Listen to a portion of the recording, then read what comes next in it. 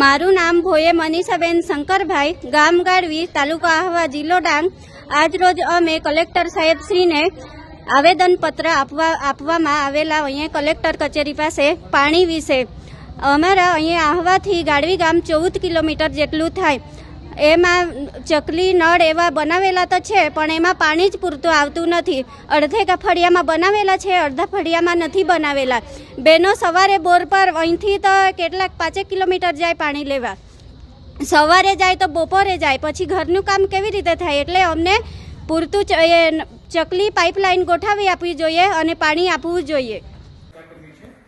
પ્રથમ બાબત છે કે સાહેબ આહવાથી 5 કિમીનું અંતરનું જે રેવન્યુ આવે છે ત્યાં આગળ